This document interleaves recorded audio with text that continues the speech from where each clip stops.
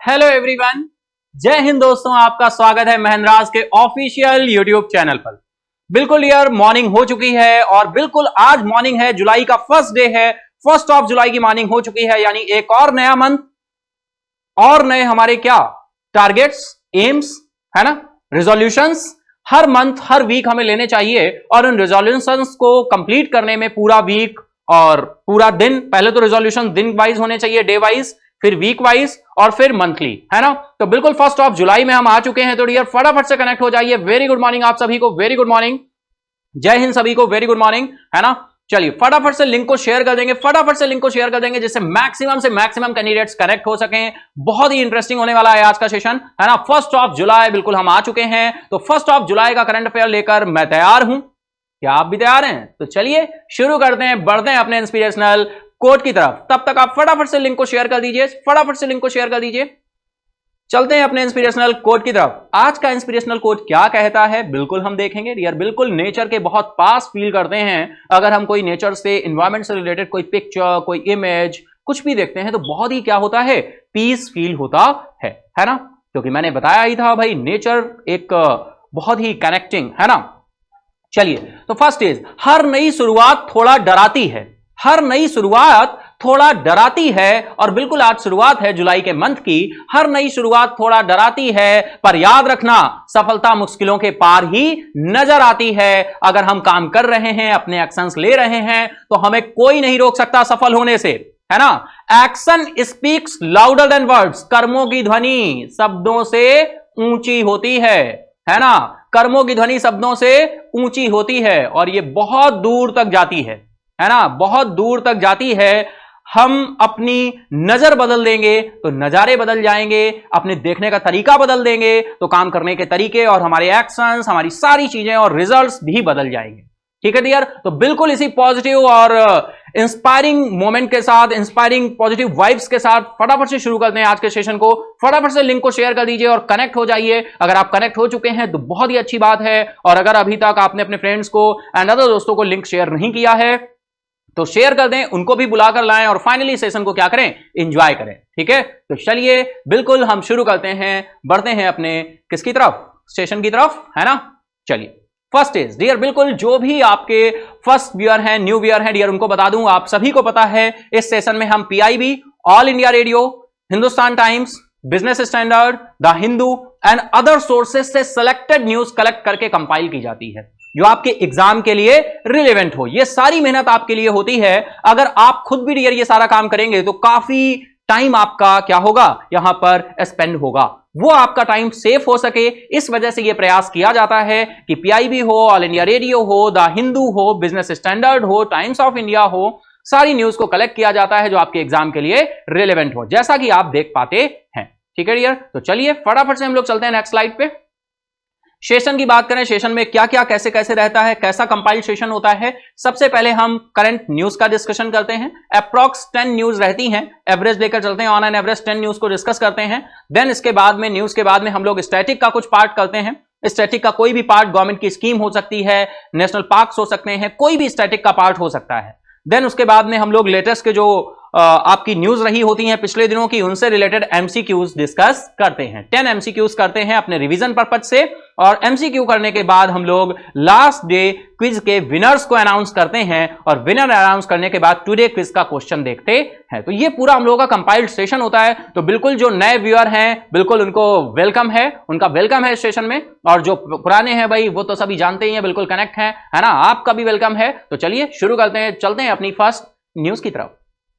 Dear आप सब कैसे हैं? आई होप आप सब ठीक होंगे, है ना। ये मैं क्यों बोल रहा हूं, क्योंकि आज 1 जुलाई है और आप सभी जानते हैं 1 जुलाई को नेशनल डॉक्टर्स डे हम क्या करते हैं, सेलिब्रेट करते हैं। सेलिब्रेट करते हैं डॉक्टर्स को ऑनर देने के लिए, सेलिब्रेट करते हैं उनके किए हुए सेक्रीफाइसेस को क्या करने के लिए, सैल्यूट करने के लिए। कोविड-19 आया, डॉक्टर्स, नर्सेस, जितना भी हेल्थ स्टाफ है, अगर फाइनली ये छुट्टी पर चले जाते तो हमारा आपका क्या होता, और क्या हुआ आप सब ने देखा है ना डियर। तो बिल्कुल डॉक्टर्स के लिए, या डॉक्टर्स के लिए हो, सोल्जर्स के लिए हो, है ना, एंड अदर बहुत सारी ऐसे प्रोफेशन हैं जिनका हम कोई मूल्य नहीं दे सकते। जिनकी हम कोई वैल्यू नहीं दे सकते? क्या सोल्जर्स जो हमारी सीमा पर खड़े होते हैं, क्या वो सैलरी के लिए काम करते हैं? डॉक्टर्स जो किसी की जान बचाने के लिए दूसरा भगवान बोलते हैं, क्या वो पैसे के लिए काम करते हैं? सारी अदर चीजें होती हैं। अब आप बोलेंगे नहीं सर बहुत सारा, लेकिन डियर हमें पॉजिटिव रहना है। आप बोल सकते हैं सर बहुत सारे डॉक्टर्स हैं जो ये वो है ना, नथिंग एल्स। हमें उस तरफ वैसा सोच नहीं रखनी है, लेकिन हमें अपने दिमाग को, अपनी आंखों को और अपने कान को खोलते हुए, अवेयरनेस रहते हुए, अवेयर रहते हुए आसपास के माहौल से काम करना है, समझ के साथ काम करना है। ठीक है, ये ऐसे प्रोफेशंस हैं जिन पर कभी भी हमें दाग नहीं लगने देना है किसी भी तरह से। ठीक है डियर, तो चलिए 1 जुलाई को हम लोग बिल्कुल नेशनल डॉक्टर्स डे सेलिब्रेट करते हैं। और ये सेलिब्रेशन क्यों भाई 1 जुलाई ही क्यों? 1 जुलाई इसलिए क्योंकि एक बहुत ही नाम आता है डॉक्टर बिधन चंद्र रॉय जी का। डॉक्टर बिधन चंद्र रॉय जी का जो बर्थ हुआ था वो 1 जुलाई को हुआ था, है ना डियर। 1 जुलाई 1882 में इनका जन्म हुआ था फाइनली। और इसी दिन को हमने डॉक्टर्स डे के रूप में सेलिब्रेट करते हैं क्योंकि ये डॉक्टर थे। इनका सेक्रीफाइस, इनका बलिदान याद किया जाता है। इनको डियर भारत रत्न से भी नवाजा गया है। इनको भारत रत्न 1961 में मिला था। 4 Feb 1961 में इनको भारत रत्न दिया गया था। ये डॉक्टर भी थे और इसके साथ में वेस्ट बंगाल जो हमारा स्टेट है उसके दूसरे मुख्यमंत्री भी थे। इन्हीं की बर्थ एनिवर्सरी को हम नेशनल डॉक्टर्स डे के रूप में क्या करते हैं, सेलिब्रेट करते हैं, मनाते हैं। ठीक है डियर, आई होप बिल्कुल सिंपल सा। कोई भी डे होता है, आप सभी को पता होगा कि कोई भी डे होता है तो उसकी थीम हमारे लिए इंपॉर्टेंट हो जाती है। तो अगर हम इस बार के डॉक्टर्स डे की थीम की बात करें तो थीम हमारी निकल कर आती है क्या, celebrating resilience and healing hands. ये हमारी थीम है ना, नेशनल डॉक्टर्स डे की थीम है celebrating resilience and healing hands. ठीक है डियर, चलिए फटाफट से चलते हैं हम लोग नेक्स्ट पॉइंट की तरफ। नेक्स्ट पॉइंट पे वही सारी बातें जो मैंने आपको बताई।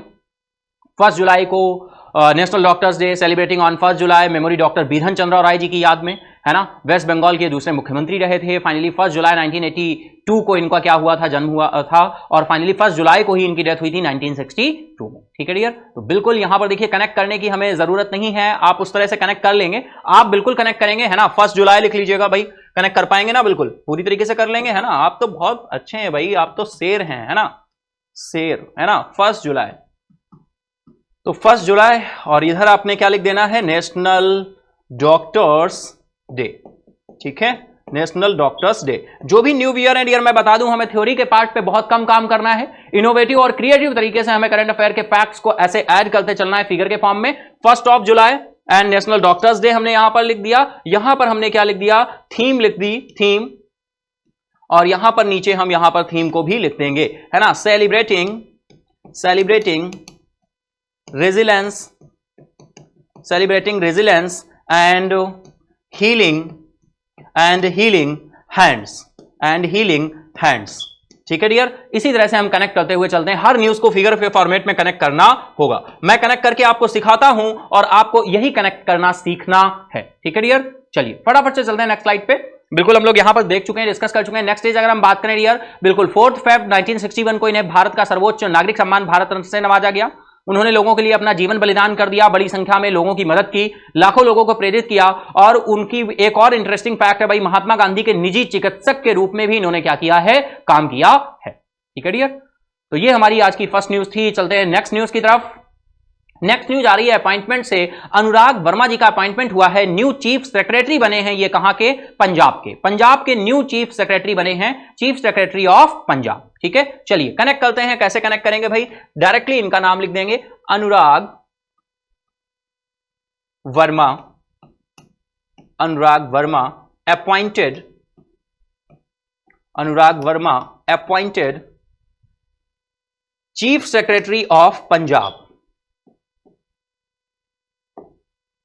Chief secretary of Punjab. ठीक है डियर,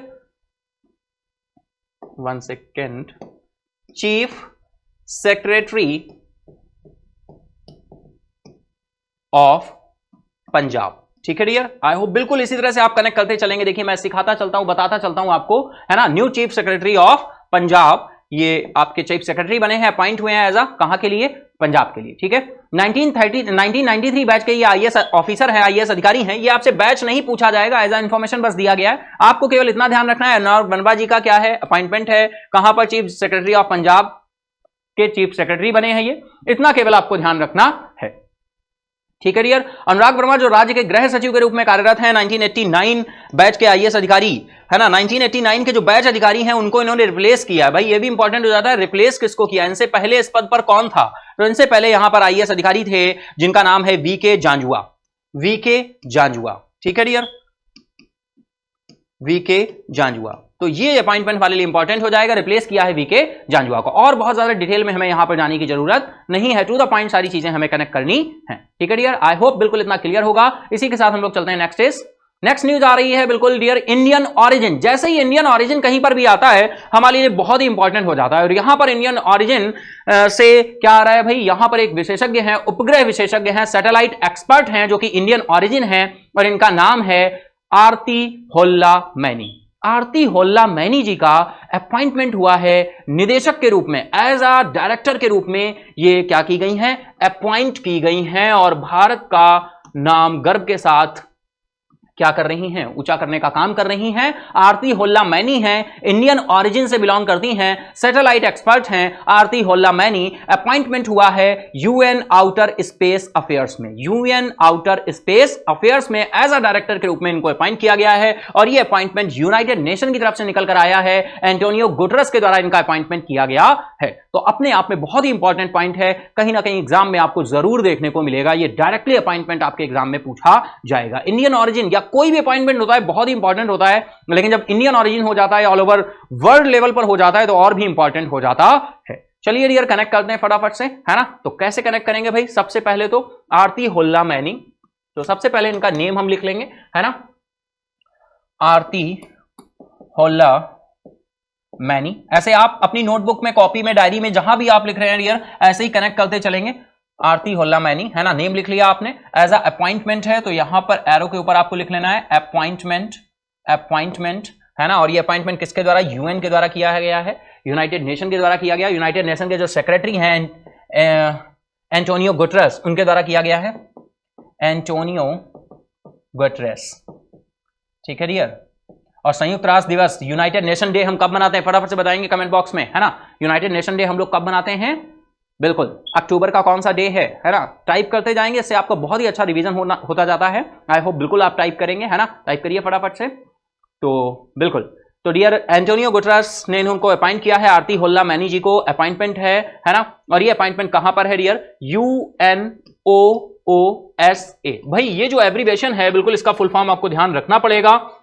न्यूज में जो भी हमारे एब्रीविएशन रहे होते हैं, डायरेक्टली हमारे एग्जाम का पार्ट रहते हैं, तो इनको हमें हमेशा ध्यान रख के चलना पड़ेगा। तो डियर चलिए देख लेते हैं भाई, एक बार मैं भी लिख लेता हूं, आप भी लिख लेंगे तो हम लोगों को याद हो जाएगा, है ना। United Nations office for outer space affairs, outer space affairs, ठीक है dear, outer space affairs, United Nations office for outer space affairs. तो ये इसका फुल फॉर्म हो जाएगा। आरती होल्ला मैनी नाम ध्यान रखना है, एंटोनियो गुटेरेस जी के द्वारा इनको अपॉइंट किया गया है as a director, as a director, ठीक है डियर। और ये वियना में है ना।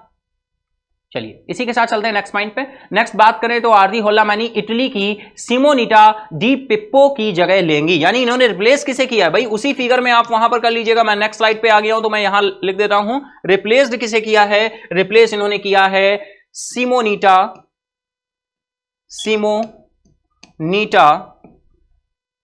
डी पिप्पो, ठीक है। कभी कभी रहता है डियर कि रिप्लेस्ड, हमें जो इसका अपॉइंटमेंट होता है वो खुद बता देते हैं और पूछते हैं बताइए रिप्लेस किसको किया है। तो सिमोनिटा दी पिप्पो को इन्होंने क्या किया है, रिप्लेस किया है। किसने, आरती होल्ला मैनी जी ने, ठीक है। एज अ डायरेक्टर ये अपॉइंट की गई हैं, ठीक है।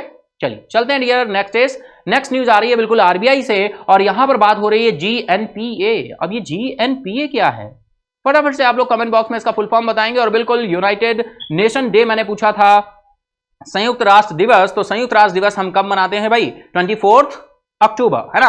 24 अक्टूबर को, क्योंकि स्टैब्लिशमेंट हुआ था 24 अक्टूबर 1945 में, जिससे द्वितीय विश्व युद्ध जब खत्म हुआ था तो ऑल ओवर वर्ल्ड में क्या बनी रहे, शांति बनी रहे, कोई भी कहीं किसी से युद्ध ना हो, है ना। यूनाइटेड नेशन शांति की स्थापना के लिए फाइनली 24 अक्टूबर 1945 में क्या हुआ, फाइनली इसके 5 परमानेंट मेंबर हैं और 10 नॉन परमानेंट मेंबर हैं, ठीक है। परमानेंट मेंबर को बढ़ाने की बात बिल्कुल बहुत टाइम से चल रही है। फाइनली उसमें बहुत ही कायदे से इंडिया आगे है, ब्राजील है, ऑस्ट्रेलिया हो जाता है ना, और जर्मनी भी हो जाता है, ठीक है डियर।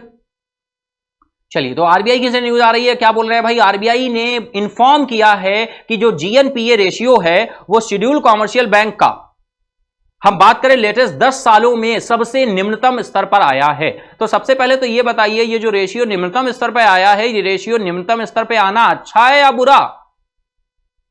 तो डियर, अगर हम बात कर रहे हैं जीएनपीए की और आप समझ पा रहे हैं तो आप समझ रहे होंगे जीएनपीए क्या है। जीएनपीए है gross non performing asset, gross non performing asset. और ग्रॉस नॉन परफॉर्मिंग एसेट का कम होना अच्छा है या बुरा। तो डियर, हम बात करें एनपीए अच्छा या बुरा, तो एनपीए क्या होता है भाई। आप सबसे पहले तो बहुत सारे पार्टिसिपेंट्स को एनपीए के बारे में शायद ना पता हो, तो मैं बता दूं डियर, नॉन परफॉर्मिंग एसेट्स है ना, नॉन परफॉर्मिंग एसेट्स। बहुत ही शॉर्ट में हम बताएं अगर, तो सबसे पहले हमें एसेट के बारे में पता होना चाहिए डियर। एसेट क्या होता है।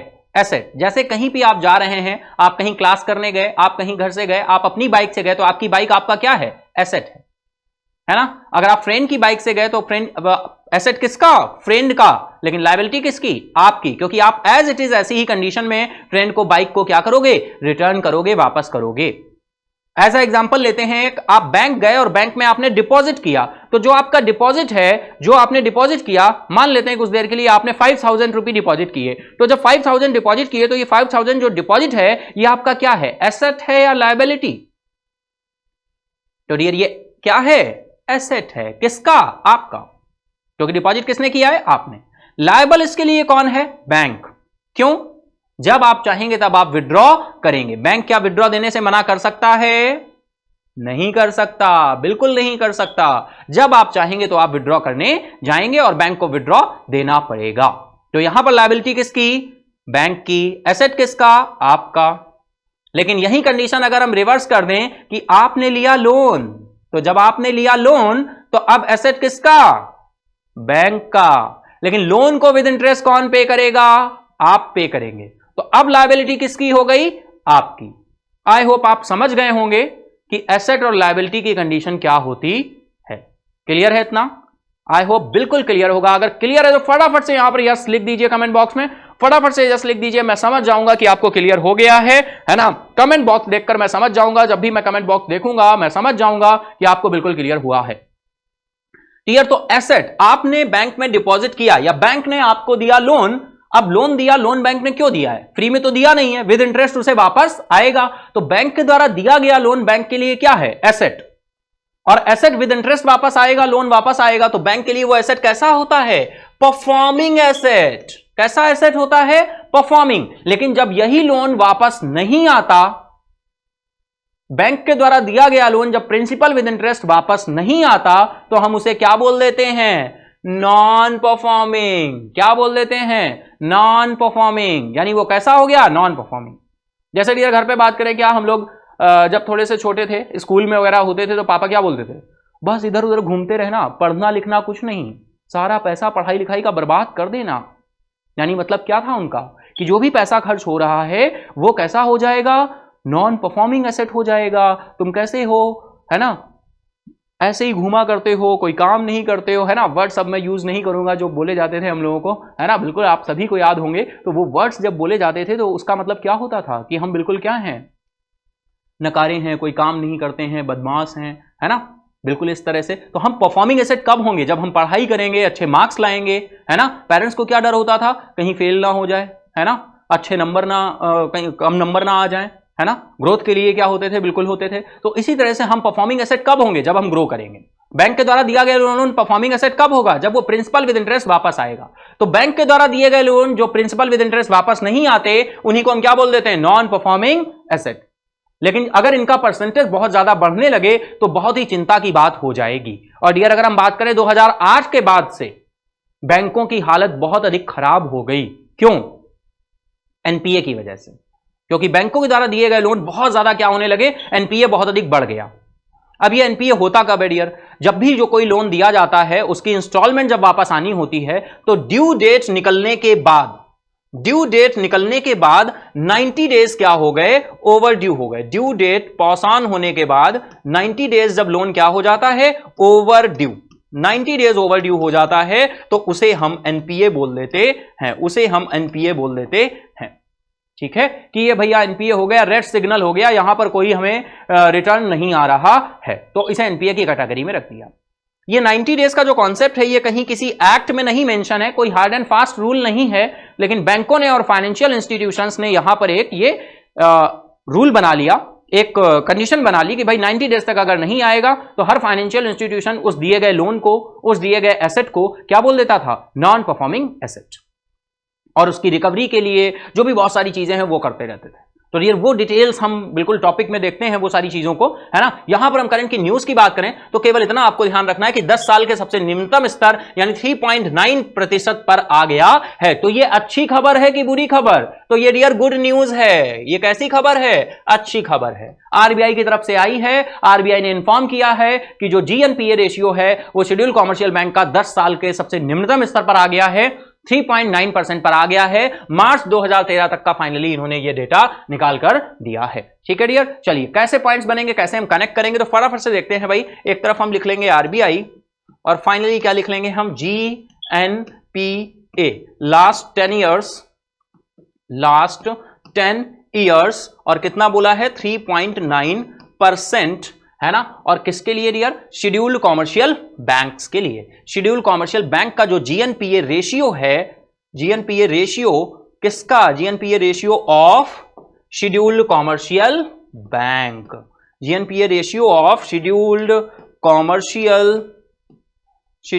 कॉमर्शियल बैंक, ये कितना हो गया, 3.9%। ठीक है dear, in March 2023। And net non performing assets, net non performing asset, net non performing asset, ये रेशियो 1% क्या हुआ है, रिड्यूस हुआ है। और ये कितना परसेंट रिड्यूस हुआ है, लोप हुआ है, 3.9%। अब आप बोलेंगे सर एनएनपीए और जीएनपीए में क्या डिफरेंस है, एनएनपीए और जीएनपीए में, है ना। बिल्कुल डियर, टाइम की कमी होने की वजह से हमें यहां पर बहुत डिटेल में नहीं जाना है, लेकिन फिर भी मैं बताए बिना मानता नहीं हूं, है ना।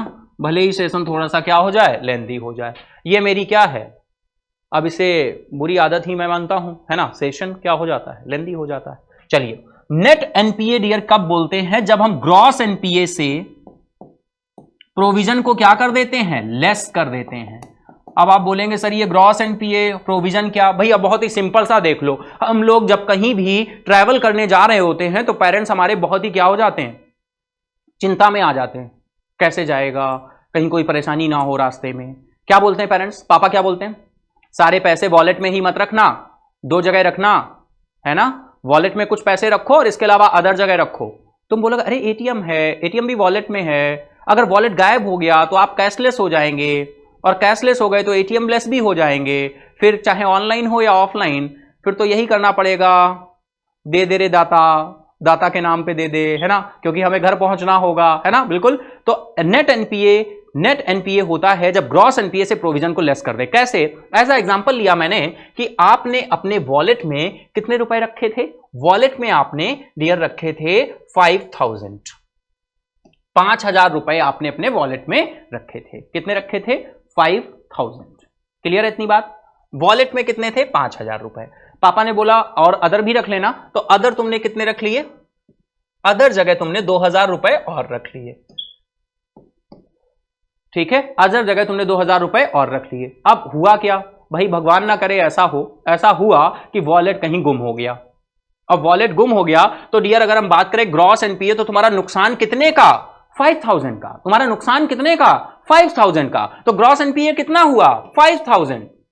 लेकिन प्रोविजन कितना है, यही तो प्रोविजन है कि कोई भी समस्या, प्रोविजन किसे कहते हैं, आने वाली समस्या को कम करने के लिए जो हम तैयारी करते हैं, इट इज कॉल्ड प्रोविजन। तो हमने प्रोविजन किया 2000 का, तो 2000 रुपी प्रोविजन है, 2000 हमने यहां से घटा दिया, तो हमारा एनएनपीए कितना हो गया? ओनली 3000। अब आप बोलेंगे सर नेट कैसे 3000 हो गया? भाई एनएनपीए 3000 ही होगा, लेकिन ग्रॉस एनपीए 5000 होगा। हम थोड़ी कह रहे हैं कि नुकसान 3000 का ही हुआ है। ग्रॉस कितना है? 5000, लेकिन नेट कितना है? 3000, क्योंकि प्रोविजन कितना था? 2000। आई होप इतना आपको बिल्कुल क्लियर होगा। लेकिन करंट पॉइंट पे हमें यह ध्यान रखना है 3.9%। और कहां गया आपका पॉइंट? ये कि हमारा 1% क्या हुआ है? एनएनपीए लेस हुआ है। एनएनपीए, भाई यही कहानी तो थी, इसी ने तो ये स्टोरी स्टार्ट करवा दी यहां पे, है ना। आई होप बिल्कुल इतना आप क्लियर कर पा रहे होंगे। चलो भाई फटाफट से चलते हैं नेक्स्ट स्टेज। यहां पर क्या बात हो रही है देख लेते हैं फटाफट से। भाई बात हो रही है कि RBI release it's financial stability report. RBI ने दी है फाइनेंशियल स्टेबिलिटी रिपोर्ट है, फाइनेंशियल स्टेबिलिटी रिपोर्ट। ठीक है डियर, फाइनेंशियल स्टेबिलिटी रिपोर्ट है। इस रिपोर्ट में बोला गया schedule commercial bank bolster their capital base and capital to risk weighted asset ratio. भाई ये भी एक होता है CRAR, ये बासेल का पार्ट है, बासेल नॉर्म्स टॉपिक आता है वहां पर आता है CRAR, यानी capital to risk weighted asset ratio, ये इसका फुल फॉर्म लिखा हुआ है। ये भी बहुत ही हायर परसेंट पर पहुंच गया, हिस्टोरिकल हाई। ये हिस्टोरिकल हाई है, यानी ये हाई होना अच्छा होता है, लेकिन एनपीए कम होना अच्छा, एनपीए बढ़ना अच्छा नहीं होता, लेकिन CAR बढ़ना अच्छा होता है। CRAR जो है इसका जो explain CAR stands for capital adequacy ratio. ये जो CAR है इसको एक्सप्लेन करने का काम कौन करता है? CRAR।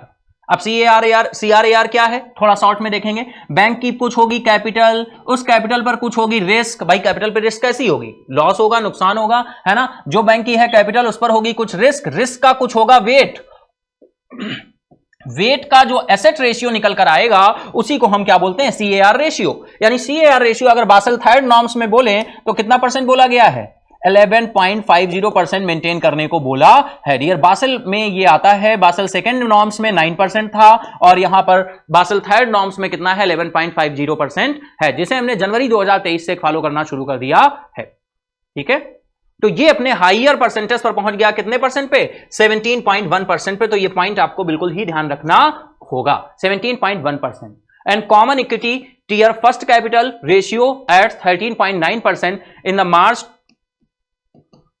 और 13.9% क्या है डियर? Tier first capital. तो ये न्यूज तो पूरी की पूरी बैंकिंग को पढ़ाने का बात कर रहा है ना, टियर फर्स्ट कैपिटल। अब आप बोलेंगे सर ये टियर फर्स्ट कैपिटल क्या होती है? चलो बहुत ही सिंपल से देख लेते हैं भैया। सपोज करो मम्मा ने तुमको 1000 रुपए दिए। मम्मा ने कितने रुपए दिए तुमको? 1000 रुपए दिए। अब डियर बोला गया कि 1000 रुपए हैं और तुमने ये सारे 1000 रुपए अपने फ्रेंड्स में बांट दिए, तो मम्मा गुस्सा करेगी कि नहीं? बिल्कुल करेगी कि बेटा मैंने तुम्हें दिए थे, तुमने अपने फ्रेंड्स में दे दिए, बहुत सही, अब तुम्हें जरूरत पड़ेगी तो क्या करोगे? तो तुमने बोला डोंट वरी मम्मा, मेरे बहुत सारे फ्रेंड हैं, जिनको दिया है उनसे नहीं, जिनको नहीं दिया उनसे मांग लूंगा। तो जब आप मांग कर लाओगे जो पैसा, जो कैपिटल जरूरत पड़ने पर, उसे हम क्या बोलेंगे? Tier second capital. यानी जो बोरोइंग करके लाते हैं उसे हम टियर सेकंड कैपिटल बोलते हैं। और मम्मा का बोलना था कि बेटा यहां से 500 रुपए तो अपने पास रख लेते और 500 दे देते फ्रेंड को, कोई बात नहीं है। तो 500 अगर तुम मेंटेन करके रखते तो वो कैसी कैपिटल कहलाती? वो कहलाती टियर फर्स्ट कैपिटल। यानी अब आप बहुत अच्छे से समझ गए होंगे कि अगर आप खुद का फंड, खुद की कैपिटल बचाकर अपने रिस्क से बचने के लिए रख रहे हो तो वो टियर फर्स्ट कैपिटल है, और अगर बोरोइंग से लेकर आ रहे हो तो वो कैसी कैपिटल है? टियर सेकेंड कैपिटल है। और इन दोनों का ही प्लस अगर हम कर दें तो ये क्या हो गई? टोटल कैपिटल हो गई, जो आप अपने लिए मेंटेन करके रख रहे हो। यहां पर बोला गया टियर फर्स्ट कैपिटल कितनी है? 13.9, यानी 17.1% में टियर फर्स्ट कैपिटल कितनी है? 13.9 है। और जब ये 13.9 है, इससे इसको लेस कर दोगे तो बाकी बचा क्या हो जाएगा? टियर सेकंड कैपिटल हो जाएगी, टियर सेकंड कैपिटल हो जाएगी। इतना पॉइंट अगर क्लियर है डियर तो बिल्कुल अभी आप फोकस करते रहें, लेकिन सेशन इंड अप होने पे जरूर बताएं कि आपके सारे पॉइंट क्लियर हुए या नहीं। कमेंट बॉक्स में आपको बिल्कुल और बिल्कुल बताना है।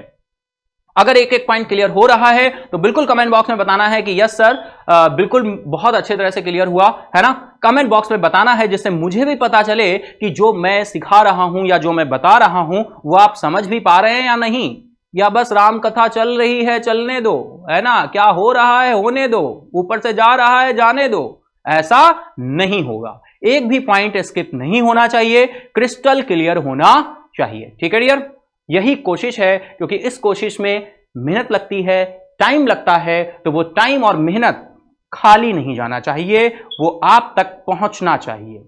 ठीक है, चलिए, आई होप क्लियर है। बिल्कुल चलिए डियर, तो 17.1% ध्यान रखना है, ये टीयर फर्स्ट कैपिटल निकल कर आ रही है। टीयर फर्स्ट कैपिटल 13.9% है, टोटल आपका कितना है 17.1% है, हिस्टोरिक हाई, और ये है क्या, ये CAR है। ठीक है डियर, चलिए इसी के साथ ही चलते हैं नेक्स्ट इज, बिल्कुल नेक्स्ट न्यूज आ रही है, सर्बानंद सोनोवाल जी की बात हो रही है। इन्होंने लॉन्च किया है new CSR guideline, new CSR guideline launch की है। भाई CSR गाइडलाइन की बात करें तो बिल्कुल अभी डिटेल में हम देखेंगे CSR गाइडलाइन क्या होती हैं। एनवायरमेंट को प्रोटेक्ट करते हुए हमें एक गाइडलाइन लेकर आते हैं जिसके लिए एक्ट बना हुआ है ना, और यहां पर सागर सामाजिक सहयोग लॉन्च किया है, सर्बानंद सोनोवाल जी के द्वारा लॉन्च किया गया है। और अगर इनकी हम बात करें श्री सर्बानंद सोनोवाल, तो ऑनरेबल यूनियन मिनिस्टर हैं हमारे, है ना, ऑनरेबल यूनियन मिनिस्टर हैं। तो चलिए फटाफट से देखते हैं सागर सामाजिक सहयोग और CSR गाइडलाइन से क्या पॉइंट निकलकर आने वाले हैं। बिल्कुल डियर, अगर हम बात कर लें, बिल्कुल union minister of ports, union ministers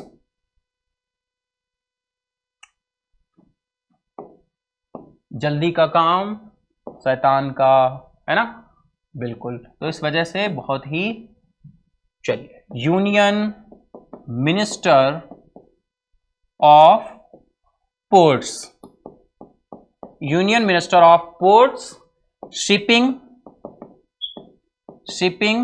and waterways, shipping and waterways minister हैं हमारे सर्बानंद सोनोवाल जी, इनके द्वारा, और आयुष मिनिस्ट्री भी इनके पास है भाई, आयुष, AYUSH। अब आप बोलेंगे सर ये तो आप अपना नाम ही बता रहे हैं, अब क्या करें भाई, आयुष नाम था, हमें नहीं पता था कि आयुष नाम की मिनिस्ट्री भी आएगी, आयुष मिनिस्ट्री आ गई, है ना, बस अग्निहोत्री नहीं आया है ना। आयुष की बात करें डियर, आयुष का भी बिल्कुल फुल फॉर्म आपको एब्रीविएशन पता होना चाहिए, बिल्कुल मैं अपने नेम का फुल फॉर्म जरूर बताता हूं सभी को। A for Ayurveda, Y for yoga, U for Unani, S for सिद्धा, H फॉर होम्योपैथी।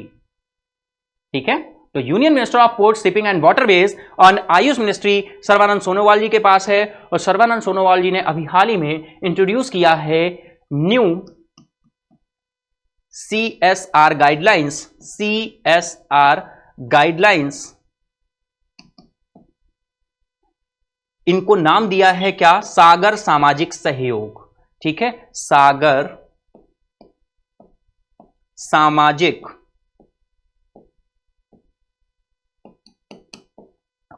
सहयोग, सागर सामाजिक सहयोग, ये ministry of ports and shipping waterways के द्वारा क्या किया गया है, न्यू CSR गाइडलाइन को क्या कर दिया गया है, लॉन्च किया गया है। अब CSR स्टैंड्स फॉर क्या है, तो भाई इसका भी फुल फॉर्म बिल्कुल हमें देख लेना चाहिए, लिख लेना चाहिए, है ना। CSR की बात करें तो कॉर्पोरेट सोशल रिस्पॉन्सिबिलिटी, कॉर्पोरेट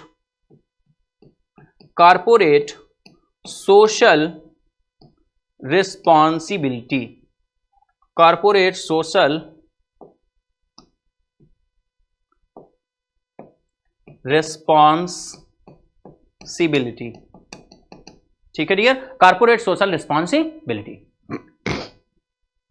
तो नए कॉर्पोरेट सामाजिक जिम्मेदारी यानी CSR दिशा निर्देशों का एक सेट पेश किया गया है, और ये पेश किया सर्बानंद सोनोवाल जी ने पेश किया है, union minister of port, shipping and waterways and Ayush ministry भी इन्हीं के पास है। ठीक है डियर, चलिए फटाफट से चलते हैं नेक्स्ट पॉइंट पे। यहां पे देखो क्या बोला गया है डियर, यहां पर बोला गया है पोर्ट्स एंड इसके लिए 100 करोड़ रुपए की बात की गई है कि 100 करोड़ रुपए से कम, 100 करोड़ रुपए से जिनका जो एनुअल प्रॉफिट है, नेट एनुअल प्रॉफिट है, वो आपका कितने से कम है, 100 करोड़ से कम है ना, तो वो अपने बंदरगाह, है ना, वो कारोबार करने वाले बंदरगाह अपने शुद्ध वार्षिक लाभ का 3 से 5% CSR पहल के लिए आवंटित करेंगे। किसके लिए आवंटित करेंगे 3 से 5%? CSR पहल के लिए क्या करेंगे, आवंटित करेंगे, एलोकेट करेंगे। Ports with an annual turnover of less than 100 crores will allocate 3 to 5% to their net annual profit towards CSR initiative। CSR initiative, ठीक है डियर। और CSR stands for corporate social responsibility, ठीक है। कितने परसेंट है, 3 to 5% है, इतना point आपको ध्यान रखना है। चलिए नेक्स्ट इज डियर, अगर बात करें it is regulated under the section, किस सेक्शन में इसकी बात की गई है, सेक्शन 135 में बात की गई है ऑफ द कंपनीज एक्ट 2013। जो कंपनी एक्ट है हमारा 2013 का, उसके सेक्शन 135 में बात की गई है। India is the first country in the world to make CSR mandatory, यानी इंडिया ऐसी पहली कंट्री है जो वर्ल्ड टू मेक क्या कर रही है, CSR को फॉलो करने वाली, CSR को अनिवार्य बनाने वाला भारत दुनिया का पहला देश है। अब ये डिटेल में जाएंगे तो बहुत ज्यादा लेंदी होगा, है ना। इतना ही केवल हमें ध्यान रखना है, बहुत ज्यादा डीप में नहीं जाना है, डेप्थ में नहीं जाना है। और अगर डेप्थ में जाना ही है तो फिर हमें उसके लिए और अदर क्या करना पड़ेगा, उस पर काम करना होगा, ठीक है। तो केवल इतना ही हमें ध्यान रखना है। कंपनीज एक्ट 2013 के सेक्शन 135 में है कौन, CSR। और CSR की बात करें तो इंडिया ऐसा पहला कंट्री है जिसको अनिवार्य करने वाला, मैंडेटरी करने वाला, इंडिया इट इज अ पहला कंट्री है, पहला देश है, ठीक है डियर। चलिए इसी के साथ चलते हैं नेक्स्ट इज। नेक्स्ट बात करें तो बिल्कुल हमारी एक राइटर आ रही है, ऑथर आ रही है, और ये ऑथर है रूपा पाई। रूपा पाई जी का नाम ध्यान रखना है, रूपा पाई।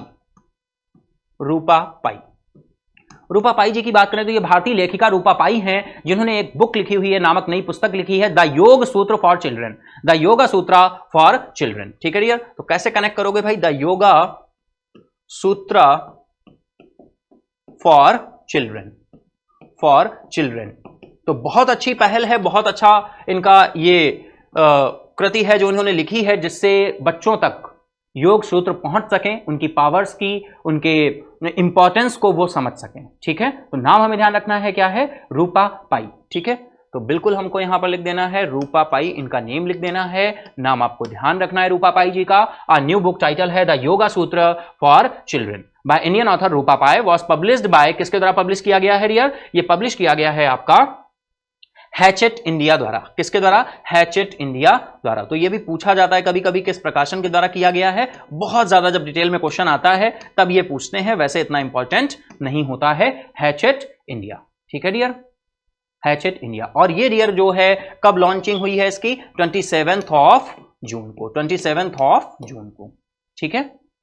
और पुस्तक में एक और देखिए इंटरेस्टिंग फैक्ट बोल रहे हैं, the book include black and white art work है। इसमें पेंटर जो है हमारे सयान मुखर्जी जी का, सयान मुखर्जी जी का हम बात करें तो ये पुस्तक में चित्रकार सयान मुखर्जी जी की श्वेत श्याम कलाकृतियां भी शामिल हैं, जिससे आप आसानी से उस योग सूत्रा को जो बताया जा रहा है वो समझ सकें और क्रिएटिव और इनोवेटिव तरीके से उस चीज को समझा जा सके। जैसे ये हम लोग देखो ऐसे, है ना, ये चित्रकारी करते हैं, इसी तरह से यहां पर भी ये चित्रकारी किसके द्वारा की गई है, सयान मुखर्जी के द्वारा की गई है, ठीक है डियर, सयान मुखर्जी के द्वारा की गई है, ठीक है। तो आई होप अगर आप सेशन को एंजॉय कर रहे हो तो फटाफट से लाइक करते चलो, फटाफट से लाइक करते चलो। आपका एक लाइक हमें एनर्जाइज करता है, हमें मोटिवेट करता है, हमें इंस्पायर करता है, ठीक है।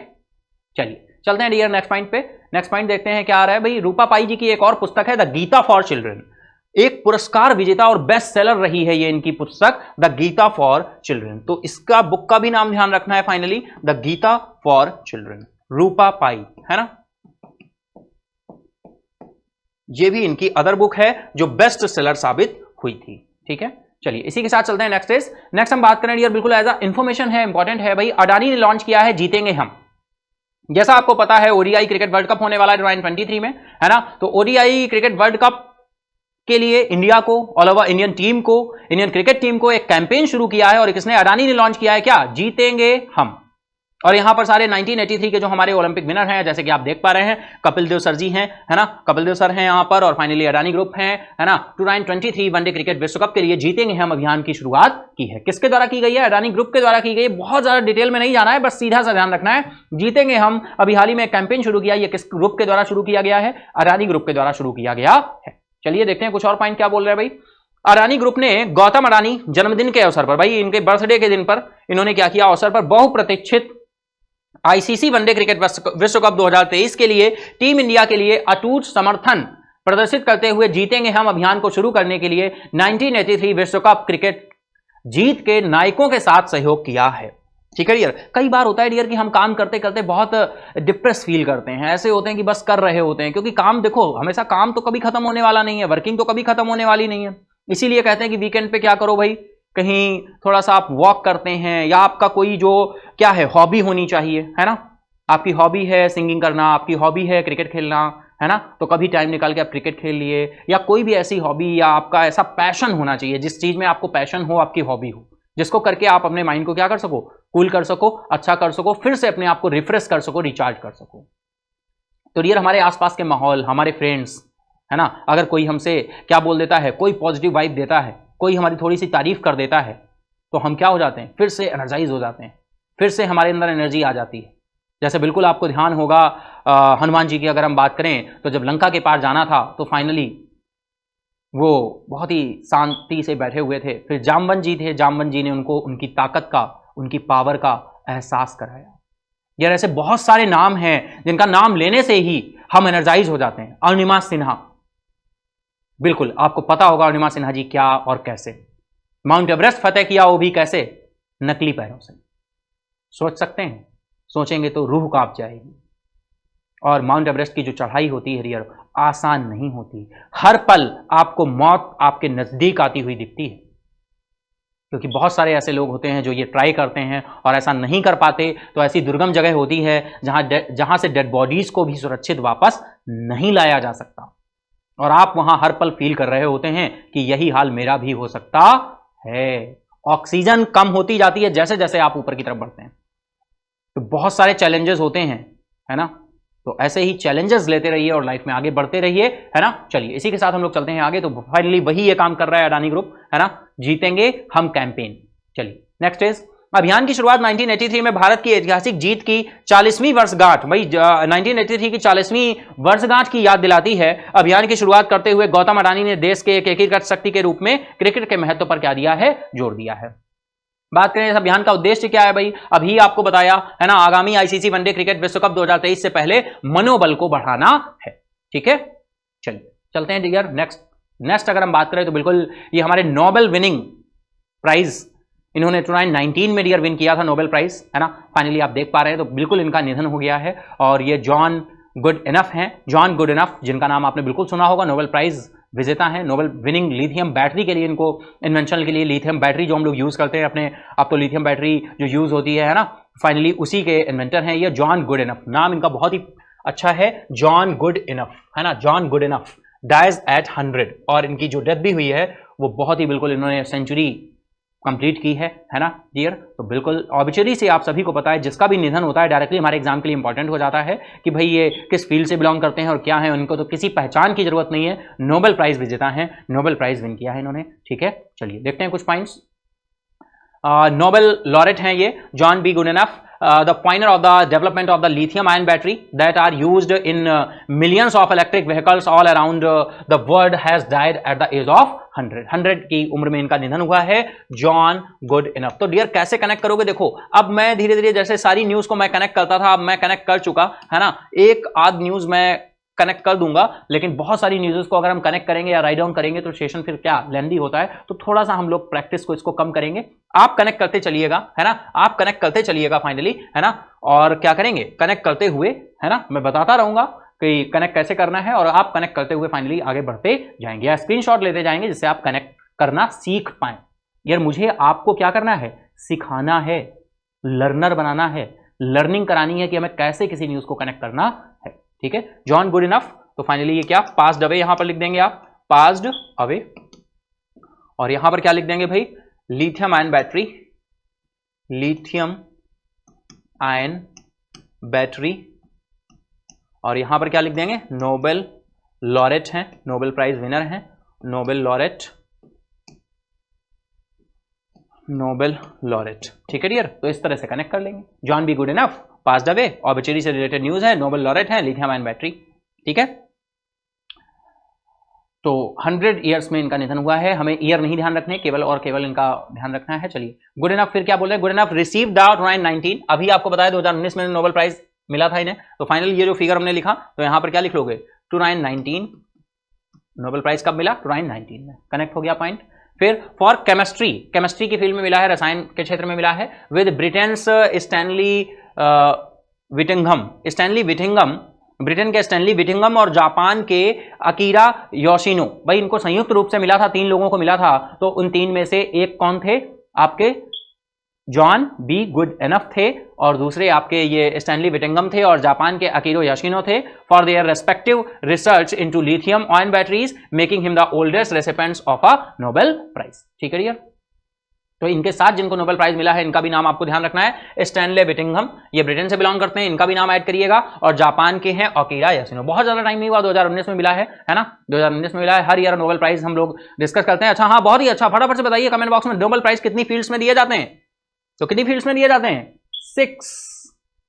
6 फील्ड्स में नोबेल प्राइज आपके दिए जाते हैं। कौन कौन सी, भाई बहुत ही आसानी से ध्यान रख सकते हैं, फिजिक्स, केमिस्ट्री, मेडिकल की फील्ड में दिया जाता है, और किसकी फील्ड में, इकोनॉमी की फील्ड में दिया जाता है, इकोनॉमी की फील्ड में दिया जाता है ना, अर्थशास्त्र के क्षेत्र में दिया जाता है, और किस क्षेत्र में दिया जाता है बताइए, पीस के क्षेत्र में दिया जाता है, पीस के क्षेत्र में दिया जाता है। एक और क्षेत्र बच रहा है, कौन सा, लिटरेचर, साहित्य, साहित्य की दुनिया भूल गए ना। लिटरेचर डियर बाद में ऐड हुआ है, इकोनॉमी भी बाद में ऐड हुआ है। नोबेल प्राइज शुरू कब से किए गए थे देने, नोबेल प्राइज शुरू किए गए थे 1901 से। नोबेल प्राइज की कुछ खास बातें, नोबेल प्राइज कभी भी मरणोपरांत नहीं दिया जाता।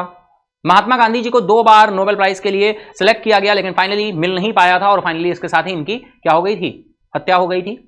तो 1901 से नोबेल प्राइज शुरू किए गए। नोबेल प्राइज के लिए आप अपने आप को नॉमिनेट नहीं कराते, जैसे हम पद्मा अवार्ड की बात करें, अदर अवार्ड्स बात करें, नॉमिनेशन होता है, बहुत सारे नॉमिनेशंस आते हैं, लेकिन यहां पर नॉमिनेट नहीं होते। नोबेल प्राइज जो कमेटी है फाइनली वो खुद क्या करते हैं, सेलेक्ट करते हैं। नोबेल प्राइज 6 फील्ड्स में दिए जाते हैं, फिजिक्स, केमिस्ट्री, मेडिसिन की फील्ड में, और इकोनॉमी की फील्ड में, पीस की फील्ड में, और लिटरेचर की फील्ड में। ठीक है डियर, आई होप बिल्कुल इतना क्लियर होगा। चलिए फटाफट से हम लोग चलते हैं नेक्स्ट इज।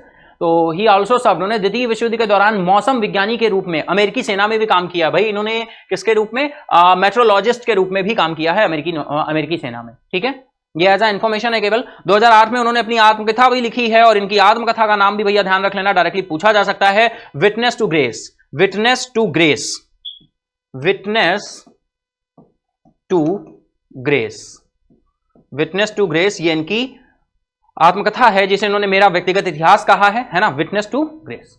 ठीक है, चलिए ये भी पॉइंट कनेक्ट करिएगा। चलिए चलते हैं नेक्स्ट इज। नेक्स्ट हम बात करें जो बिल्कुल जैसा आप देख पा रहे हैं, फीफा लेटेस्ट वर्ल्ड रैंकिंग आई है, और 100th मेंस में, यानी mains football national football team किस नंबर पर आ गई है, 100th नंबर पर, है ना। यानी फीफा लेटेस्ट वर्ल्ड रैंकिंग अभी हाल ही में जारी हुई, और इस लेटेस्ट रैंकिंग में इंडिया किस नंबर पर है, 100th रैंक पर आ गई। और फाइनली ये पहले किस पर थी, 101वें नंबर पर थी। और मेंस फुटबॉल टीम की, नेशनल टीम की बात हो रही है, mains national football team makes a significant gain in FIFA world ranking. चलिए कुछ और पॉइंट्स देखते हैं, कनेक्ट करते हैं। भाई भारत की पुरुष राष्ट्रीय हॉकी टीम ने हाल ही में जारी फीफा विश्व रैंकिंग में महत्वपूर्ण बढ़त हासिल की है। ब्लू टाइगर्स के रूप में इंडियन को बोलते हैं, ब्लू टाइगर्स 101 नंबर पर थे, और हम फाइनली 100th रैंक पर आ गए हैं। किस रैंक पर आ गए हैं, 100th रैंक पर आ गए। भाई कैसे कनेक्ट करोगे, तो डायरेक्टली इस तरह से लिख लेना, 100th रैंक, है ना। यहां पर तुमने एरो लगा दिया, एरो बना दिया, और यहां पे क्या लिख दिया, India's mains national football team, India's national football team world ranking, FIFA world ranking. ठीक है डियर, बिल्कुल सिंपल सा है। तो हम 101 पर थे, 101 100th फर्स्ट, और यहां पर हम 100th प्लेस पर आ गए। ठीक है, चलिए कुछ और पॉइंट। अगर हम बात करें भारत एशिया और एशियाई फुटबॉल परिसंघ, यानी अगर हम बात करें आपका एशिया में and the Asian football federation में भी हमारी रैंकिंग में सुधार हुआ है। बिल्कुल होगा, फुटबॉल कॉन्फेडरेशन होगा, फेडरेशन नहीं, दैट इज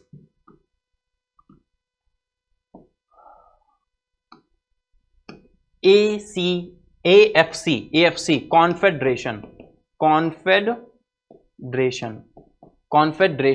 है ना। In the month of June Elon India gained 4.24 ranking points, ये पॉइंट इन्होंने गेन किए, इस वजह से 7 मैचेस इन्होंने क्या किए थे, विन किए थे फाइनली। तो अब इंडिया यहां पर भारत एशिया और एशियाई फुटबॉल परिसंघ में यानी एशियन फुटबॉल कॉन्फेडरेशन में अगर हम बात करें तो हम किस रैंक पर आ गए, 18th रैंक पर आ गए, 18वीं रैंक पर आ गए हैं। ठीक है, अकेले जून महीने में ही हमने कितने पॉइंट गेन किए हैं, भारत ने 7 मैचों में 4.24 की रैंकिंग पॉइंट का फायदा हुआ, इसी वजह से हम यहां पर 18वें नंबर पर आ गए और फीफा की वर्ल्ड रैंकिंग में हम 100 प्लेस पर आ गए। ठीक है, बहुत ही सिंपल सा है। चलिए इसी के साथ चलें नेक्स्ट इज, भाई हम बात करें बिल्कुल अर्जेंटीना की, तो Argentina the FIFA world cup 2022 winner रहा है ना। Argentina has retain the top spot, यानी फीफा वर्ल्ड रैंकिंग में अगर हम बात करें टॉप प्लेस पर कौन है, तो ये भी हमें पता होना चाहिए फीफा वर्ल्ड रैंकिंग में टॉप प्लेस पर कौन है, फर्स्ट प्लेस पर, तो फर्स्ट प्लेस पर है अर्जेंटीना, फर्स्ट प्लेस पर है अर्जेंटीना, है ना। Winner has retain top spot above France, यानी फ्रांस किस प्लेस पर है, फ्रांस से ऊपर शीर्ष स्थान पर बरकरार है, यानी फर्स्ट प्लेस पर अर्जेंटीना है, सेकंड प्लेस पर आपका फ्रांस है डियर, और थर्ड प्लेस पर आपका कौन है, और थर्ड प्लेस पर अभी आपका यहां पर while the United States of America has climbed closes to the top 10 climbing to sports from 13 to 11। अगर हम बात करें 2 खेलों में 13 से 11वें स्थान पर पहुंच गया है, 13वें से 11वें स्थान पर जो पहुंचा है, थर्ड प्लेस पर कौन है ये आप बताएंगे, है ना। और यहां पर अगर हम बात करें तो 11वें स्थान पर पहुंच गया है कौन, यूएस, 11वें स्थान पर पहुंच गया है कौन, यूएस। ठीक है dear, first second Argentina, France second place पर है, थर्ड प्लेस पर कौन है ये आप कमेंट बॉक्स में फटाफट से बताएंगे। ठीक है डियर, चलिए इसी के साथ हम लोग चलते हैं नेक्स्ट इज, नेक्स्ट बात करें तो बिल्कुल आपको दिख रहा है यार, बिल्कुल यहां पे भी लिखा हुआ है फीफा, लेकिन यार ये फीफा क्लब वर्ल्ड कप की बात हो रही है, किसकी बात हो रही है, फीफा क्लब वर्ल्ड कप की बात हो रही है। मैं पेन चेंज कर लेता हूं, FIFA club world cup, FIFA club world cup, FIFA club world cup की बात हो रही है। और ये जो फीफा क्लब वर्ल्ड कप है डियर, इसको जेद्दा में, जेद्दा कहां, सऊदी अरेबिया के जेद्दा में 2023 क्लब विश्व कप के लिए मेजबान शहर नामित किया गया है, कौन, जेद्दा। तो चलिए फटाफट से पॉइंट देख लेते हैं। तो football world governing body, football world governing body FIFA ने अनाउंस किया है ना, फीफा ने अनाउंस किया है, क्या अनाउंस किया है, फीफा ने अनाउंस किया है जो क्लब वर्ल्ड कप है, क्लब वर्ल्ड कप है ना, क्लब वर्ल्ड कप है, will be held in the Saudi Arabian city, Saudi Arabian city Jeddah में खेला जाएगा, सऊदी अरेबियन सिटी है आपका जेद्दा। तो इस तरह से आप कनेक्ट कर लेंगे, सऊदी अरेबियन सिटी जेद्दा, इतना पॉइंट क्लियर है बिल्कुल, है ना, सऊदी अरेबियन सिटी जेद्दा, जेद्दा। और क्लब वर्ल्ड कप कौन सा है, 2023 है। ठीक है डियर, और ये कब से कब तक खेला जाएगा, तो 12 दिसंबर से 22 दिसंबर तक ये हेल्ड होगा। और सऊदी अरेबिया के ये पहली बार सऊदी अरेबिया में हो रहा है ना, फर्स्ट टाइम सऊदी अरेबिया में हो रहा है, 12 से 22 दिसंबर के बीच ये खेला जाएगा, है ना। और फीफा ने ये डिक्लेयर कर दिया है सऊदी अरेबियन की जेद्दा सिटी को। ठीक है, आई होप इतना पॉइंट बिल्कुल क्लियर होगा। ये टूर्नामेंट में पहली बार ये टूर्नामेंट कहां पर, सऊदी अरेबिया में हो रहा है, it is the first time, first time. ठीक है, चलिए फटाफट से चलते हैं नेक्स्ट इज, नेक्स्ट बात करें, फीफा ने king Abdullah sports city stadium, यहां पर जो स्टेडियम की बात की गई है, कौन से 2 स्टेडियम बोले गए हैं, पहला स्टेडियम आपका है King Abdullah sports city, King Abdullah sports city stadium है, और दूसरा स्टेडियम है आपका Prince Abdullah, King Abdullah, Prince Abdullah, Prince Abdullah AI, Prince Abdullah Al Faisal, Al Faisal है डियर, अल फैजल स्टेडियम। ठीक है, स्टेडियम के नाम थोड़ा सा ध्यान रखने, कभी कभी पूछ देते हैं, है ना, डेप्थ में अगर क्वेश्चन बनेगा तो यहां से ये पूछ देंगे। ठीक है, चलिए नेक्स्ट इज, नेक्स्ट हम बात करें बहुत ही इंपॉर्टेंट डियर, अगर हम बात करें इंडिया इन हो गया है स्पेशल ओलंपिक, स्पेशल ओलंपिक जो चल रहा था डियर, ये बर्लिन में चल रहा था, है ना, special Olympic Berlin, special Olympic 2023 में ये कैंपेन पूरा हो चुका है। फाइनली इंडिया ने कितने मेडल विन किए हैं, तो इंडिया ने टोटल 202 मेडल विन किए हैं, 202 मेडल इंडिया ने जीते हैं। भारत ने विशेष ओलंपिक 2023 अभियान में 202 पदकों के साथ समाप्त किया है। Special Olympic world games Berlin 2023, Berlin में ये खेले जा रहे थे। ठीक है, चलिए देखते हैं कुछ पॉइंट्स को फटाफट से कनेक्ट करते हैं। India ends its Special Olympic World Games 2023 campaign by winning 202 medals. 76 gold हैं डियर, गोल्ड ध्यान रखना है, 76 गोल्ड हैं, 75 आपके सिल्वर हैं और 51 आपके ब्रॉन्ज हैं, 51 आपके ब्रॉन्ज मेडल हैं, ठीक है, with the last of the medals coming from the athletic track last में। और टोटल आपके कितने 202 मेडल हो गए, 202 मेडल, ठीक है, तो ये पॉइंट कनेक्ट ध्यान रखना है। नेक्स्ट पेज अगर हम आ जाएं तो भाई 16th नंबर के, ये कौन से 16th स्पेशल फिगर डियर, जैसे मैं बनाता हूं ठीक आप उस तरह से कनेक्ट करेंगे फिगर को। 16th special Olympics world games, Olympic world games, the world largest inclusive sport event होता है ये, और finally took place in the Berlin, Germany के बर्लिन में फाइनली ये खेला गया, जर्मनी में हुआ है, बर्लिन, और ये डियर कंप्लीट हुआ 17 जून से स्टार्ट हुआ था और 25 जून तक खेला गया, ठीक है, डेट्स भी यहां पर इंपॉर्टेंट हो जाती है, ठीक है, 16वें विशेष ओलंपिक विश्व खेल। नेक्स्ट इज लास्ट इज बात कर रहे हैं भाई फॉर द फर्स्ट टाइम ये जर्मनी में हुए हैं, फर्स्ट टाइम जर्मनी में हुए, Germany had been chosen at the host country for the special Olympic world games, पहली बार जर्मनी को विशेष ओलंपिक विश्व खेलों के लिए मेजबान देश के रूप में चुना गया था।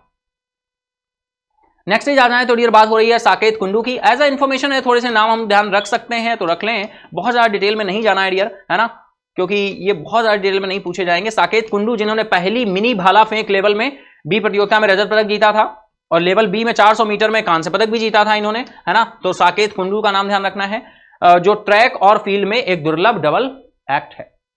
नेक्स्ट हम बात करें आंचल गोयल की बात हो रही है, इन्होंने 400 मीटर लेवल बी महिला और रविमथी अरुमंगल ने 400 मीटर लेवल सी महिला ने स्वर्ण पदक जीतने की प्रतिस्पर्धा में क्लिंच किया, धूम मचा दी, है ना, आंचल गोयल। तो ये कुछ नाम ध्यान रखने हैं और इसके साथ ही हमारा न्यूज का सिलसिला यहीं तक। अब हम चलते हैं फटाफट से स्टैटिक के पार्ट की तरफ, तो चलिए स्टैटिक में देखते हैं आज हम आपके लिए स्टैटिक में क्या लेकर आए हैं। तो डियर स्टैटिक में हम लेकर आए स्टैंड अप इंडिया। बिल्कुल, स्टैंड अप इंडिया की बात करें तो लॉन्चिंग कब हुई, 5 अप्रैल 2016 को, और लॉन्चिंग किसके द्वारा की गई, प्राइम मिनिस्टर नरेंद्र मोदी जी के द्वारा की गई। किस मिनिस्ट्री के अंदर में आता है, मिनिस्ट्री ऑफ फाइनेंस। डेवलप्ड किसके द्वारा किया गया, SIDBI. SIDBI stands for small industries development bank of India. SIDBI का हेडक्वार्टर कहां है, कमेंट बॉक्स में आप लोग फटाफट से कमेंट करके बताएंगे, और एस्टैब्लिश कब हुआ, ईयर भी बताएंगे। और एक्सटेंडेड डियर, इसको स्टैंड अप इंडिया स्कीम को 2025 तक क्या कर दिया गया है, एक्सटेंड कर दिया गया है। कुछ और पॉइंट्स और फैक्ट्स देखते हैं। एलिजिबिलिटी, SC ST कैटेगरी और वुमेन अबव 18 ईयर्स, ऐसी वुमेन्स जो 18 ईयर से अबव हैं, और SC ST कैटेगरी यहां पर क्या है, एलिजिबल है। डियर मार्जिनल रिक्वायरमेंट्स की बात करें 25% से 15%, ये मार्जिनल है, रिक्वायरमेंट है। लोन रिपेबल कितना है, 18 मंथ्स में रिपेबल लोन है, रिपे कर सकते हैं उसको। इन 7 ईयर्स की डेटा की बात करें, 7 साल इसने पूरे कर लिए हैं, रिसेंटली कंप्लीटेड हुए हैं, कितने 7 ईयर्स कंप्लीट हुए हैं।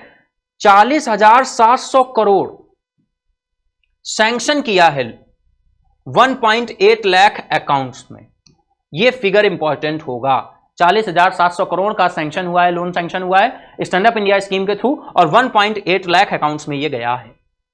ठीक है डियर, दोनों ही पॉइंट इंपॉर्टेंट हो गए, डायरेक्टली पूछ दिए जाते हैं। ठीक है, तो करंट का भी पार्ट है लेकिन स्टैटिक जीके का पार्ट बिल्कुल है। चलिए नेक्स्ट बात करें कुछ एब्रीवेशन। देखिए डियर, एब्रीवेशन जो एग्जाम में आते हैं फाइनली वो जो न्यूज में रहे होते हैं वही हमारे एग्जाम का पार्ट बन जाते हैं। ठीक है, तो क्या एब्रीवेशन है, चलिए पहला एक एब्रीवेशन ये बिल्कुल न्यूज में था, HUID 6 डिजिट कोड होता है ये, hallmark unique identification, hallmark unique identification, IIIL Indian immunological limited, CIFA central institute of fresh water aquaculture, MRSAM medium range surface to air missile, medium range surface to air missile.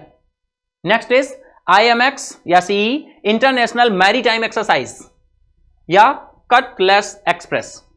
स्वागत, state wide attention on grievances by application of technology, NBBL NPCI Bharat bill pay limited. ONDC open network for digital commerce, open network for digital commerce. ठीक है, one district one product policy भी बिल्कुल इसी तरह से आता है ना, वहां पे कंफ्यूज आप हो सकते हैं। वन नेटवर्क और फॉर डिजिटल कॉमर्स। ठीक है डियर, चलिए तो ये हमारा था स्टैटिक जीके का पार्ट। अब हम चलते हैं फटाफट से क्वेश्चन आंसर्स की तरफ, तो देख लेते हैं क्वेश्चंस क्या बोल रहे हैं। तो चलिए, स्कोर नहीं, लर्निंग इंपॉर्टेंट है। फर्स्ट क्वेश्चन इज, तो चलते हैं अपने फर्स्ट क्वेश्चन की तरफ, एमसीक्यूज की तरफ। First is, what is the estimate cost of the construction of the Virat Ramayan temple? Virat Ramayan temple के निर्माण की अनुमानित लागत क्या है? आपका टाइम इज स्टार्ट नाउ, फटाफट से आंसर करेंगे। राइट आंसर डियर यहां पर निकल कर आएगा क्या? बिल्कुल 500 करोड़। डियर अमाउंट कितना है? 500 crore. Next is, apart from the agreement to elevate bilateral relations between India and Egypt, what other agreements were signed? Bharat और मिस्र के बीच द्विपक्षीय संबंधों को ऊपर उठाने के लिए समझौते के अलावा किन समझौतों पर हस्ताक्षर किए गए हैं? तो डियर बिल्कुल टाइम स्टार्ट हो चुका है आपका। फाइनली एमओयू हुआ है एग्रीकल्चर की फील्ड में, archaeological and antiquities and competition law में, या फिर एमओयू हुआ है field of education, health care and infrastructure development में, या फिर हुआ है MOU field of trade, banking या फिर टूरिज्म में, या फिर एमओयू हुआ है field of science and technology and sports and film industry में। तो फटाफट से आप लोग कमेंट बॉक्स में बताएंगे और लास्ट में अपने मार्क्स भी बताएंगे कि आज के सेशन में आपने क्वेश्चंस में कितने मार्क्स गेन किए हैं। आई होप बिल्कुल इतना आप समझ पा रहे होंगे, आप सभी को बिल्कुल क्लियर हो रहा होगा, है ना डियर? है ना? बिल्कुल सेशन एंजॉय कर रहे हैं तो बिल्कुल लाइक करते जाएं और फाइनली, है ना? चलिए तो देखते हैं राइट आंसर क्या है। Right answer dear option A आपका राइट हो जाएगा। Option A is the right now. Next is, what is the Fitch ratings revised economic growth forecast for India for FY24? FY24 के लिए भारत के लिए फिच रेटिंग्स का संशोधित आर्थिक विकास पूर्वानुमान क्या है? 6.5%, 6.3%, 6.6% या फिर 7.8%? अगर हम बात करें फिच रेटिंग की revised economic growth forecast for India for FY24, तो dear time start now. Right answer की बात करें तो राइट आंसर निकल कर आएगा क्या? 6.3%। बिल्कुल अभी लेटेस्ट में हम लोगों ने डिस्कस किया था कुछ दिन पहले ही, है ना? तो डियर पहले ये 6% था और फाइनली अब इसको इंक्रीज करके 6.3% कर दिया गया है। किसके द्वारा? फिच रेटिंग के द्वारा। Next is, how many health associates were awarded the national Florence Nightingale award?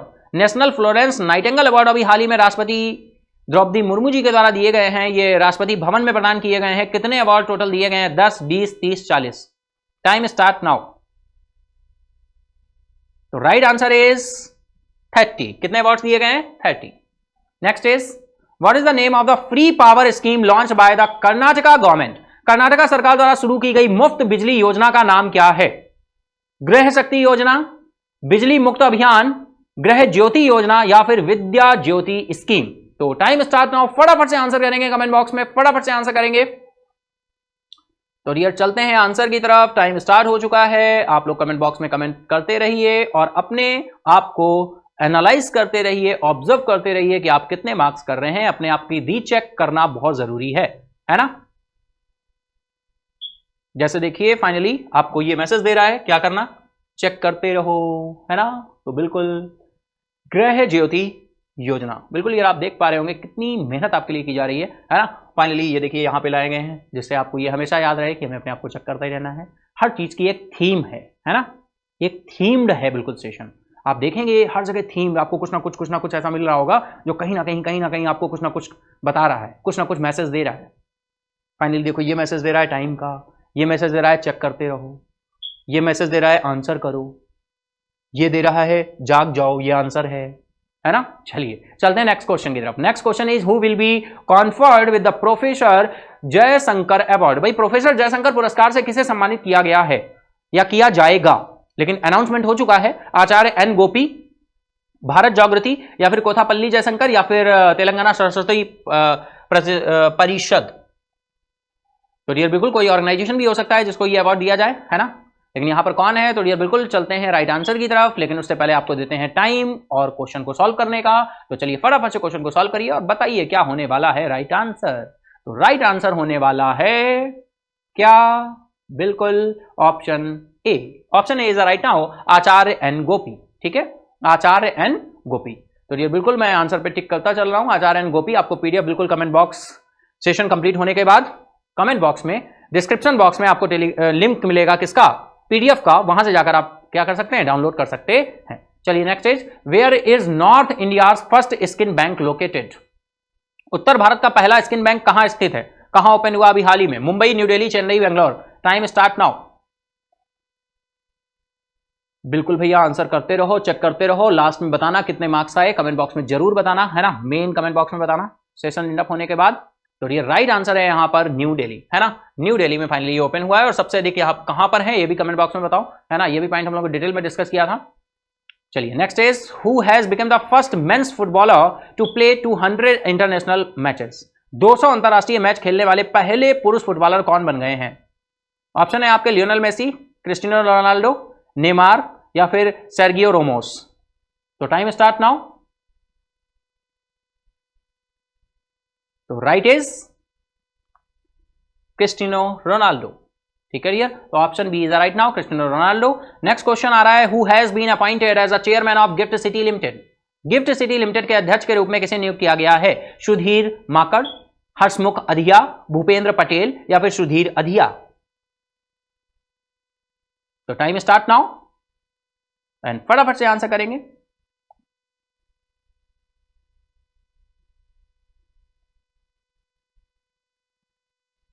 तो right is Harshmukh Adhia, option B is right now. Next is and last is when was a national Florence Nightingale award instituted. भाई राष्ट्रीय Florence Nightingale पुरस्कार कब शुरू किए गए थे? बिल्कुल इनका पूछा जा सकता है कब से ये देना शुरू किए गए, 1963, 1973, 1983 या फिर 1993। टाइम स्टार्ट नाउ, फटाफट से करेंगे आप आंसर। तो डियर चले राइट आंसर की तरफ। राइट आंसर हो जाएगा 1973, option B is the right now. तो डियर ये था हमारा क्वेश्चन आंसर्स का सिलसिला। अब हम चलते हैं नेक्स्ट डे के क्वेश्चन के आंसर की तरफ। आई होप आपने क्वेश्चंस को क्या किया होगा, बिल्कुल एंजॉय किया होगा। अगर एंजॉय किया है तो लाइक करते जाओ, लाइक करने में कोई कंजूसी नहीं करनी है ना। चलिए क्वेश्चन का आंसर देख लेते हैं क्या है। लास्ट डे के क्विज का क्वेश्चन का आंसर देखेंगे, फिर हम विनर की तरफ चलेंगे। Which state has launch the him data portal for better delivery of welfare scheme. तो ये राइट आंसर था यहां पर ऑप्शन बी, हिमाचल प्रदेश। आप देख पा रहे होंगे हिमाचल प्रदेश राइट आंसर है। नेक्स्ट इज एक्सप्लेनेशन फाइनली यहां पर दिया है, वो पीडीएफ मिलने पर फाइनली आप उसको देख लेंगे। चलिए फटाफट से विनर का अनाउंसमेंट करते हैं। अगर हम बात करें आज के विनर देखिए आप सभी हैं, लेकिन रिकॉग्निशन किसे मिला है आज के दिन वो हम देखेंगे। विनर हमारा कोई ऐसा नहीं है जो विनर ना हो, सब हमारे शेर हैं और शेरनियां हैं, है ना, सब शेर हैं और शेरनियां हैं। और जब एग्जाम देने जाते हैं तो ये दहाड़ के जाते हैं, है ना, और एग्जाम देने के आने के बाद भी इनको कोई सिकन नहीं होता, शेरों की तरह से जाते हैं, एग्जाम देकर आते हैं और फिर से शेरों की तरह काम करना शुरू कर देते हैं। लेकिन शेर काम नहीं करते, शेर दिमाग से खेलते हैं, है ना, बिल्कुल, है ना। कैसा वर्क करते हैं? Smart work, it's not a hard work, smart work. ठीक है, चलिए इस पर फिर कभी बात करेंगे। चलते हैं फर्स्ट विनर की तरफ। तो हमारे फर्स्ट विनर यहां पर 3 पार्टिसिपेंट्स हैं जो जिनको सेलेक्ट किया गया है फर्स्ट विनर के लिए। हमारे पहले हैं प्रणय नायडू, बिल्कुल ये कॉन्टिन्यू रहते हैं और आंसर करते हैं। तो प्रणय नायडू हैं, सुरभि सिन्हा हैं, राहुल कुमार है, तीनों ही एक प्लेस पर हैं, तीनों ने ही बहुत ही टाइम के साथ बिल्कुल आंसर किया है। प्रणय नायडू हिमाचल प्रदेश है, सुरभि सिन्हा हिमाचल प्रदेश और राहुल कुमार तीनों ने ही हिमाचल प्रदेश आंसर किया है। तो प्रणय नायडू, सुरभि सिन्हा, राहुल कुमार, वेल डन, बहुत अच्छे, वेरी गुड। इसी तरह से पार्टिसिपेशन बनाए रखें और फाइनली आंसर्स करते रहें, खुश रहें, एंजॉय करें और अपनी स्टडीज को एंजॉय करते हुए करते रहें। ठीक है, चलिए चलते हैं सेकंड विनर की तरफ। सेकंड विनर में हमारे 2 पार्टिसिपेंट्स हैं जिनको सेलेक्ट किया गया है, मुस्कान कुमारी और श्वेता राय। मुस्कान कुमारी और श्वेता राय, कॉन्ग्रेट्स, बहुत अच्छे, वेल डन। इसी तरह से आप भी एंजॉय करने के साथ स्टडी को एंजॉय करते हुए आगे बढ़ते रहें, लाइफ को एंजॉय करें और आगे बढ़ें। ठीक है, चलिए चलते हैं थर्ड विनर की तरफ। जो हमारे थर्ड विनर है, थर्ड विनर में 2 पार्टिसिपेंट्स सेलेक्ट हो रहे हैं और फाइनली यहां पर देखिए आकोश मल्होत्रा जी, इनकी अगर हम बात करें तो ये फाइनली न्यू व्यूअर ही हैं जहां तक मुझे लग रहा है ना। विनर में आज ये फर्स्ट डे अनाउंस हो रहे हैं। तो भाई आकाश मिश्रा और श्यामोलिमा फूकन बिल्कुल कंटिन्यू ये एक्टिव हो गई हैं, फाइनली लास्ट वीक से ही शायद कनेक्ट हुई हैं, न्यू ईयर हैं। तो आकाश मल्होत्रा और श्यामोलिमा फूकन, कॉन्ग्रेट्स डियर, बहुत अच्छे, वेल डन। इसी तरह से आप स्टडीज को अपनी एंजॉय करें और फाइनली आगे बढ़ते रहे। एक एक व्यूअर पर मेरी नजर रहती है, आप मेरी नजर से कहीं भी दूर नहीं हैं। जब कोई भी पॉइंट या फैक्ट डिस्कस हो रहा होता है तो मुझे यह पता होता है कि आपके दिमाग में क्या चल रहा है, आप क्या सोच रहे हैं, आप क्या क्वेश्चन करने वाले हैं।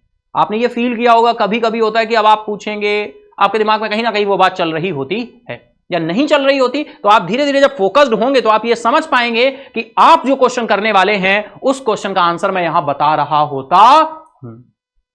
ऐसा है कि नहीं? अगर ऐसा है तो कमेंट बॉक्स में यस करना कि हां सर आपने जो बोला वो सही है।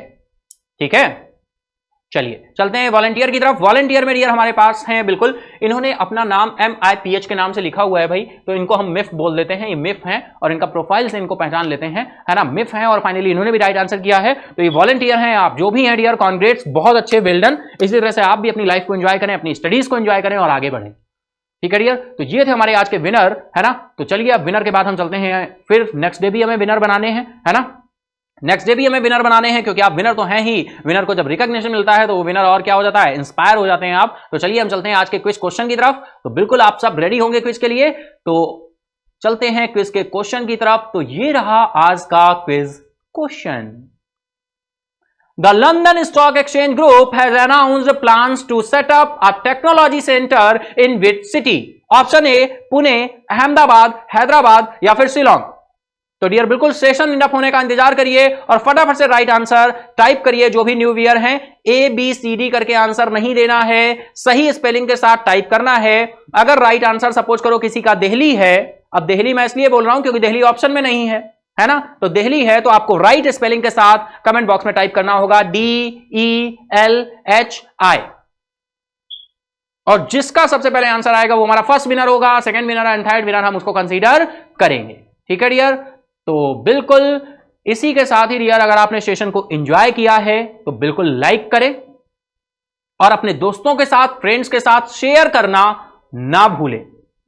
रिकॉग्निशन जैसे जो भी यहां पर प्रयास है किया गया, अगर प्रयास आपको अच्छा लगता है तो सेशन को लाइक करें, अपने दोस्तों के साथ, फ्रेंड्स के साथ शेयर करना ना भूलें। तो आज के लिए इतना ही, मिलेंगे फिर हम लोग नेक्स्ट। तो thank you everyone, good bye and take care.